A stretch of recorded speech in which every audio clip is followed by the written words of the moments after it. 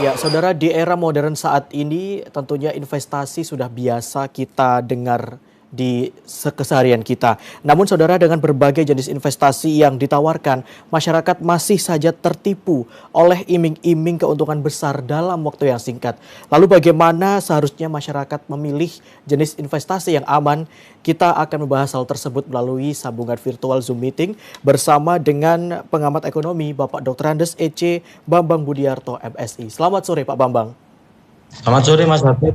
Ya. Selamat sore Mbak Tika. Iya, selamat sore Pak. Terima kasih sudah bergabung bersama kami di Jawa Timur hari ini. Pak Bambang, kasus investasi bodong semacam ini tentu bukan yang pertama kali. Sudah sangat santer diberitakan di media beberapa waktu yang lalu. Namun demikian masih saja ada masyarakat bahkan dalam jumlah yang besar tertipu oleh investasi semacam ini. Apa yang sebetulnya menjadi penyebab Pak Bambang?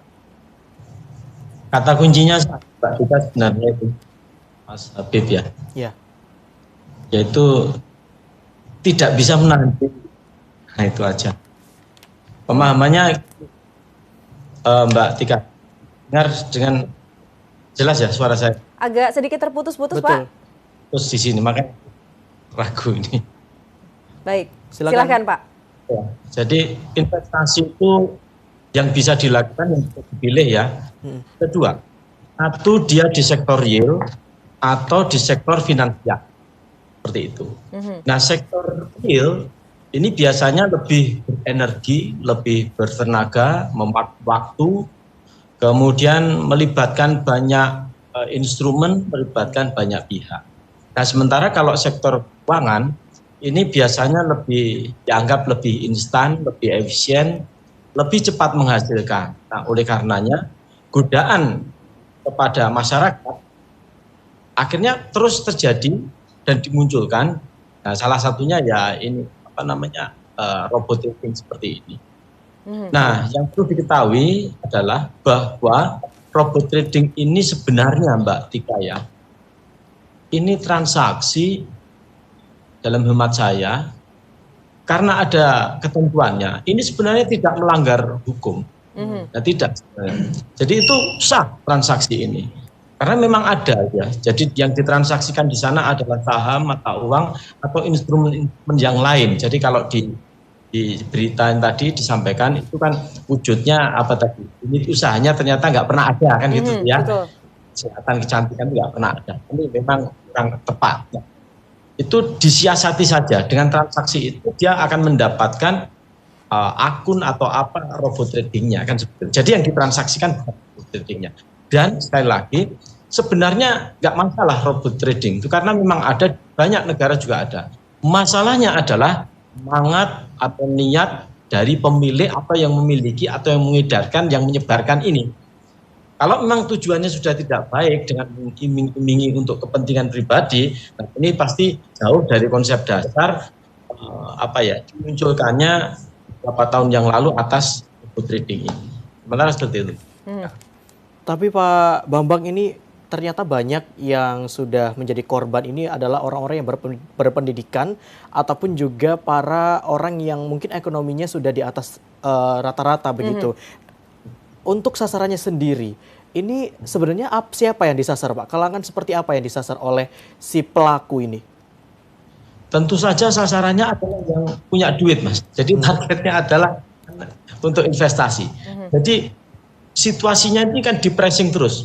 Sekali lagi beda dengan sektor real tadi. Kalau sektor real dia berpikirnya agak lama, jauh gitu ya. Kira-kira nanti kalau saya bikin resto itu apa saja yang disiapkan macam. Nah, kalau ini sifatnya si calon investor ini dalam tekanan. Jadi pertama dia diberikan pemahaman iming-imingnya ya. Jadi bunganya sekian, kemudian jangka waktu sekian balik, jangka waktu sekian dia sudah bisa withdraw, kemudian jangka waktu sekian dia bisa dapatkan. Lebih efisien lagi, nggak terlalu banyak mikir kan gitu ya, diiming-imingi semuanya terjadi. Terus yang dimaksud dalam tekanan tadi ini, ketika calon investor itu sudah biasanya kalau orang marketing kan mempressing terus. Nah, menekan terus seakan-akan tidak ada posisi atau situasi untuk berpikir jernih lagi gitu ya. Jadi, biasanya kan ini kalau tidak nanti ditutup jam sekian, keuntungan sudah lewat. dengan bahasa-bahasa demikian, calon investor akhirnya goyang sudah apa namanya, akhirnya oh ya wis kan gitu. Nah, seperti itu Mbak Mas Habib. Baik. Tadi Bapak menggarisbawahi tentang iming-iming ya Pak, dalam waktu yang singkat para calon investor ini bisa mendapatkan keuntungan yang berlipat-lipat. Sebetulnya dalam kacamata ekonomi, apakah memang mungkin keuntungan yang berlipat-lipat ini bisa didapatkan dari investasi yang singkat, Pak Bambang?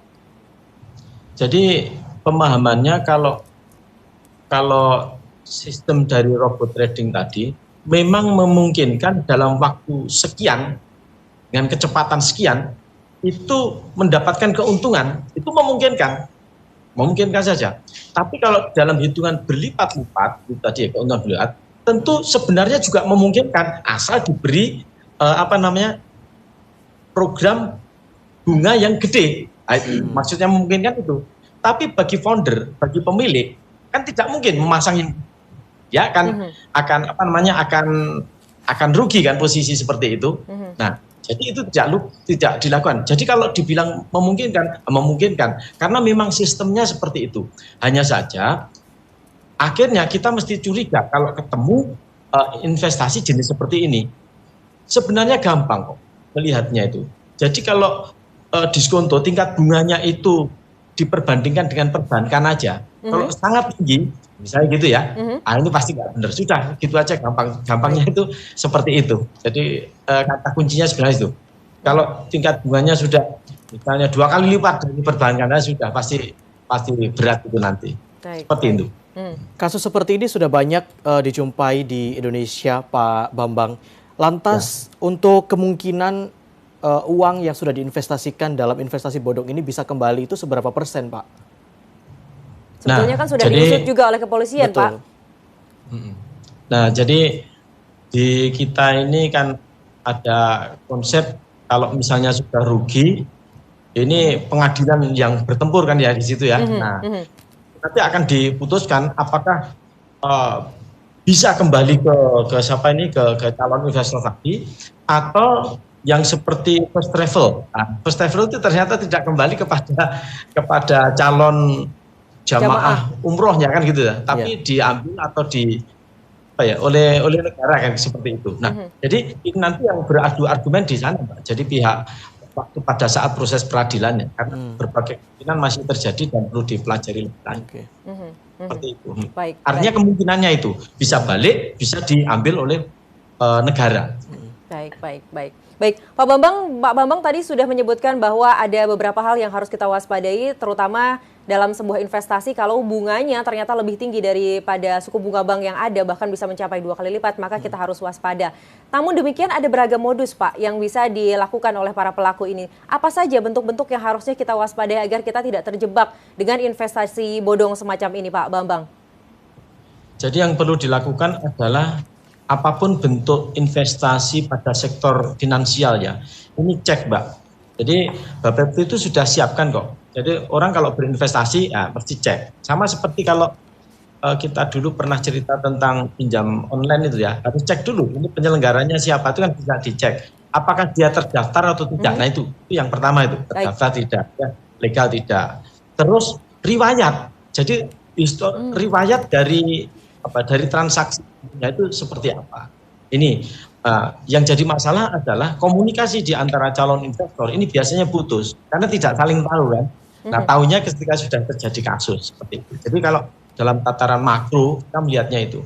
Jadi kalau dicek tidak terdaftar, kemudian bunganya terlalu tinggi tadi, bukan lebih tinggi dari perbankan ya, terlalu tinggi gitu ya. Kalau itu, kemudian riwayat atau rekaman jejak dia. Jadi seperti apa sebelumnya. Kira-kira seperti itu, Mbak. Riwayat dan ataupun track record dan juga hal-hal yang mungkin masih terkesan kurang wajar begitu, Pak. Lantas untuk sebagai masyarakat awam yang baru saja ingin menjadi investor begitu, bagaimana caranya untuk kita bisa tahu investasi ini apakah investasi yang sehat ataupun tidak? Jadi kalau sekali lagi karena ada dua, masyarakat mau pilih yang mana nih ya. Jadi sektor real ya biasanya kan saling lihat itu, wah naik aku dodol soto, naik aku dodol rawon, pesaingnya ini kalau jual cireng cimol atau apa. Itu yang dimaksud riwayat seperti ini kalau sektor real. Nah, kalau sektor finansial, kalau misalnya kita tawarannya adalah seperti itu tadi, wujud investasi sektor finansialnya adalah tadi, kita perlu browse lebih jauh atas apa ini tadi namanya ATG tadi ya. Ya, ATG itu seperti apa? Kalau misalnya dia dikenal dengan baik, itu mungkin berarti dia benar di apa ya, berani menunjukkan dirinya dengan sebenar-benarnya. Ceknya gampang Pak sekarang Pak, lewat Mas AI, Chat GPT itu dia tahu kok gitu ya. Jadi kamu kenal ini enggak? ATG tidak. Nanti kalau kok saya enggak pernah tahu ya. Nah, ini tapi kalau AI aja sudah bisa mendeskripsikan jauh gitu ya. Ini itu kita bisa lihat. Itu tergampang itu Mbak. Jadi, baik. Berikutnya Pak, kalau kita ingin belajar investasi, ada juga masyarakat yang memilih untuk belajar melalui online begitu, dan mereka kebanyakan melihat para influencer di sosial media begitu. Yang sayangnya kebanyakan dari mereka, bukan kebanyakan, namun ada beberapa di antara mereka yang ternyata afiliator. Bagaimana Bapak menanggapi hal ini, Pak Bambang? Di situ masalahnya. Jadi ini tantangan dari pihak pemerintah ya, membedakan antara dia itu orang yang tulus untuk membantu ngajak berinvestasi untuk bisa membangun ekonomi, yang satunya afiliator. Nah, ini yang berat di situ. Karena gayanya kan tidak berbeda Pak ini ya. Gayanya tidak beda. Saya sendiri terus terang tidak bisa mendeskripsikan apakah beliau ini misalnya gitu ya, ini afiliator, apakah beliau ini yang memang tulus, ikhlas, berpahlawan ya untuk membantu teman-temannya. Ini sangat biasa. Nah, maka kita harus berjuang sendiri itu tadi. Yang dia sampaikan apa? Cerita.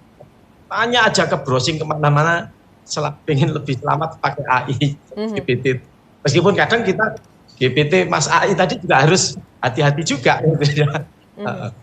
Baik. Gitu. Namun Pak Bambang, ketika seseorang sudah terjebak investasi bodong, kemudian sudah mengetahui bahwasannya uangnya tidak bisa kembali seperti yang kita bicarakan tadi, lantas siapa yang harus bertanggung jawab, Pak? Nah, ini sekali lagi, kalau dilematis ya Pak ya? Siapa yang bertanggung jawab ini biasanya nanti balik lagi pengadilan tadi. Dia ada yang memponis.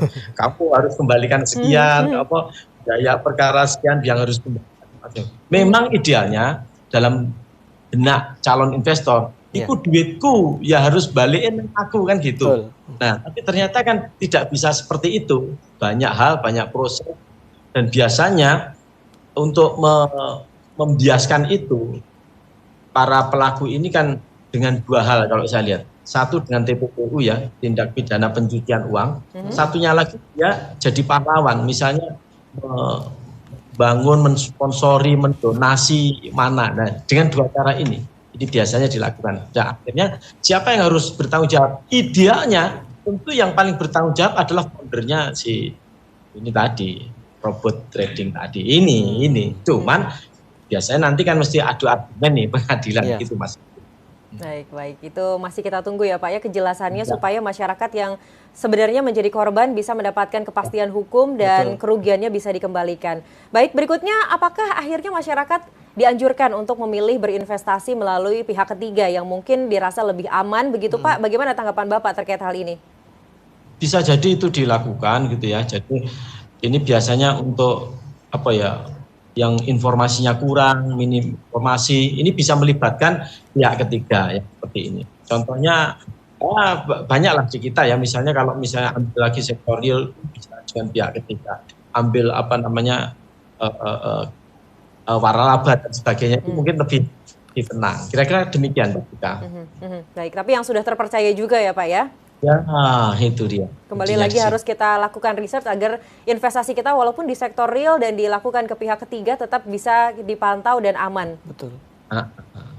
Tapi riset ini biasanya untuk sebuah badan usaha Mbak. Kalau orang per orang biasanya nggak riset-risetan, pokok tertarik bener pengen kepepet cepet-cepetan pengen ambil biasanya gitu. Itu yang harus kita waspadai bersama ya Pak ya. Akhirnya kebrowo. Itu yang jadi celah para penipu-penipu ya Pak ya. Sekali Mbak Tika. Ya, Pak Bambang, terakhir pesan untuk masyarakat yang hendak melakukan investasi agar investasi mereka tetap membuahkan hasil namun juga aman. tak lelah untuk mencari informasi atas media investasi yang akan diikuti. Nah, itu aja, Pak. Nah, itu terus, kira-kira begitu. Baik. Tidak lelah untuk melakukan research agar hasil dari investasinya betul-betul bisa dipastikan karena kita sudah memiliki data yang kuat terkait dengan pihak yang akan menerima investasi kita. Baik Pak Bambang, terima kasih banyak atas kebersamaannya di Jawa Timur hari ini. Selamat melanjutkan aktivitas. Selamat sore. Selamat sore Pak Bambang.